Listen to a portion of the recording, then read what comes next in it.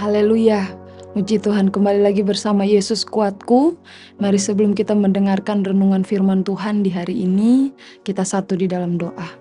Bapa dalam sorga, dalam nama Tuhan Yesus, terima kasih untuk setiap kemurahan Tuhan yang masih terus kami rasa sampai saat ini. Terima kasih untuk kesempatan yang masih Tuhan berikan kepada kami untuk kembali dapat mendengarkan firman-Mu. Terima kasih Tuhan, dan saat ini kami ingin kembali dibentuk oleh firman-Mu. Tuhan berkati kami dimanapun kami berada, urapi setiap telinga-telinga kami Tuhan. Biarlah setiap firman yang kami dengar tidak lalu begitu saja, melainkan terus dapat tertanam sehingga kami boleh menjadi pelaku-pelaku firman-Mu ya Tuhan, dan menghasilkan buah-buah yang baik untuk hormat kemuliaan nama Tuhan dan untuk rekan-rekan kami di sekitar kami. Terima kasih Tuhan, kami sudah berdoa, urapi hamba-Mu yang akan memberitakan firman-Mu. Dalam nama Tuhan Yesus Kristus kami alaskan doa kami. Haleluya. Amin. Bapak Ibu Saudara, judul renungan firman Tuhan di hari ini yaitu perhiasan yang suci. Berbicara tentang perhiasan, perhiasan merupakan benda yang digunakan untuk merias atau mempercantik diri. Perhiasan ini biasanya terbuat dari perak dan juga emas yang murni. Oleh sebab itu perhiasan memiliki nilai yang tinggi, harga yang mahal tentu saja Bapak Ibu Saudara. Kalau menurut pengamatan saya, perhiasan biasa digunakan saat ada pesta atau bertemu dengan orang penting di mana mereka akan mengenakan pakaian yang menawan dan kemudian perhiasan yaitu kalung ataupun anting, gelang dan lain sebagainya untuk tampak terlihat menarik, tampak terlihat elegan dan memiliki alasan mereka sendiri-sendiri Bapak Ibu Saudara. Dan hari ini kita bukan bicara tentang perhiasan jasmani seperti itu Bapak Ibu Saudara. Nah, kalau manusia ingin melihat yang indah-indah yang kita kenakan saat bertemu dengan mereka, bagaimana dengan Tuhan? Apa yang Tuhan mau kita kenakan saat kita datang bertemu dengan Dia? Mari sama-sama kita lihat dalam ayat pokok kita, dalam Mazmur pasal yang ke-96, ayat yang ke-9. Sujudlah menyembah kepada Tuhan dengan berhiaskan kekudusan. Gemetarlah di hadapannya, hai segenap bumi. Di sini berkata, sujudlah menyembah kepada Tuhan dengan berhiaskan kekudusan. Apa yang Tuhan mau saat kita datang kepadanya, yaitu kita datang dengan keadaan yang kudus. Menghiasi diri kita dengan kekudusan yang daripada Tuhan, kelayakan yang daripada Tuhan. Sehingga agar setiap doa, agar setiap permohonan, setiap penyembahan yang kita naikkan kepada Tuhan tidak sia-sia Bapak Ibu Saudara, melainkan Tuhan mendengar. Ada satu ayat firman Tuhan yang berkata yang menjadi penghambat doamu untuk didengar oleh Tuhan, yaitu dosamu. Itu sebabnya Bapak Ibu Saudara datang kepada Tuhan dengan kekudusan, dengan kelayakan yang daripada Tuhan. Karena Tuhan adalah kudus adanya. Namun Bapak Ibu Saudara, terkadang untuk menjaga kehidupan kita berlayak di hadapan Tuhan memang bukan hal yang mudah Bapak Ibu Saudara.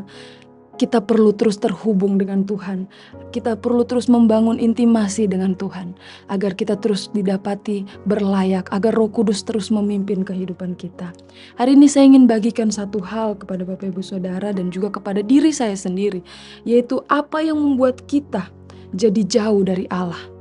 Apa yang membuat kita jadi jauh dari Allah. Kita berusaha ingin mendekat dengan Tuhan, namun karena ada berbagai macam dosa kita jauh dari Allah. Dan apa yang membuat kita jadi jauh dari Allah? Alasannya adalah adanya belenggu perhambaan kepada daging, di mana kita masih patuh dengan keinginan-keinginan daging. Alasannya adalah belenggu perhambaan kepada daging, di mana kita masih patuh dengan keinginan-keinginan daging. Kita tahu bersama Bapak Ibu Saudara, di dalam Galatia pasal 5 ayat 19 sampai 26 itu tertulis keinginan-keinginan daging.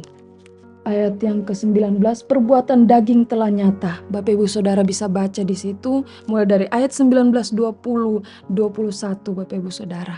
Dan keinginan-keinginan daging itu yang membuat kita jauh daripada Allah, jauh daripada hadiratnya, dan sehingga kita tidak bisa masuk untuk menghadap hadirat Tuhan. Karena kita merasa tidak layak, kita terintimidasi dengan pikiran kita, sehingga membuat kita tidak merasa, saya sepertinya tidak bisa berdoa. Karena yang menghambat kita tidak bisa berdoa karena dosa-dosa kita itu, Bapak Ibu Saudara. Dan satu hal lagi kita buka di dalam Yesaya pasal 35 ayat yang ke-8. Firman Tuhan berbunyi, "Di situ akan ada jalan raya yang akan disebut jalan kudus. Orang yang tidak tahir tidak akan melintasinya, dan orang-orang pandir tidak akan mengembara di atasnya." Bapak Ibu boleh kembali lagi membaca ayat itu. Ayat itu sangat baik, Bapak Ibu Saudara. Dan orang-orang yang tidak tahir tidak akan melintasinya. Orang-orang pandir tidak akan mengembara di atasnya.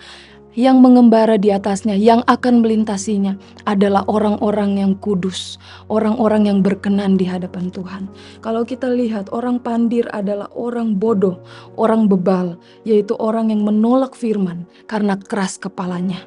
Dan di sini juga ada tertulis, orang yang tidak tahir, mereka tidak akan melewati jalan Tuhan. Orang yang tidak tahir itu orang yang tidak murni di hadapan Allah. Mereka juga tidak akan melewati jalan Tuhan. Yang akan melewati jalan Tuhan adalah orang-orang yang kudus, orang-orang yang hidupnya tidak bercela di hadapannya. Ini merupakan nubuatan Nabi Yesaya untuk bangsa Israel dan juga untuk kita Israel rohani di hari-hari yang akan datang.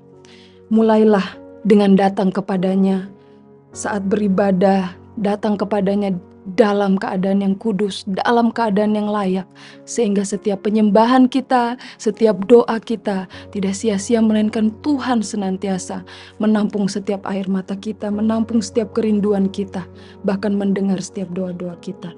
Gemetarlah di hadapannya, yaitu yang artinya dengan rasa takut, rasa hormat, karena Dia adalah Allah, karena Dia adalah Raja kita, yang patut kita hormati, yang patut kita tinggikan.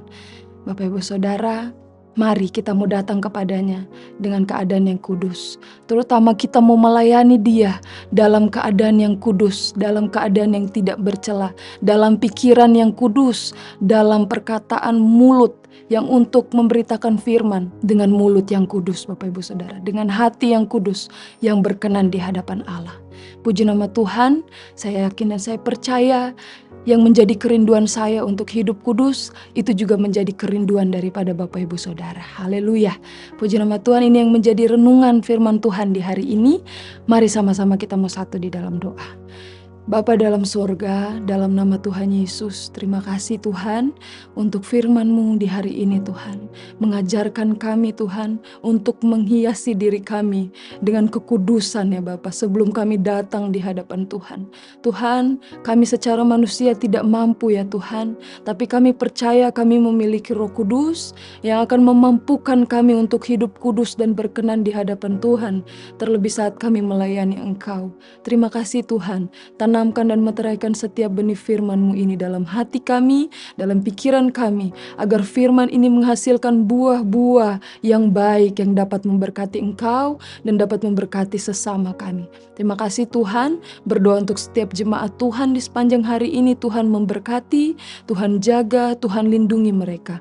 Apa yang menjadi pekerjaan, usaha mereka, bahkan pelayanan sekolah mereka, Tuhan memberkati. Berjalanlah bersama-sama dengan mereka di sepanjang hari ini, biar mereka hidup dalam berkat pemeliharaan daripada Tuhan. Terima kasih Tuhan Yesus, kami sudah berdoa dan alaskan doa kami di dalam nama Tuhan Yesus Kristus. Haleluya. Amin. Bersama Yesus, aku kuat.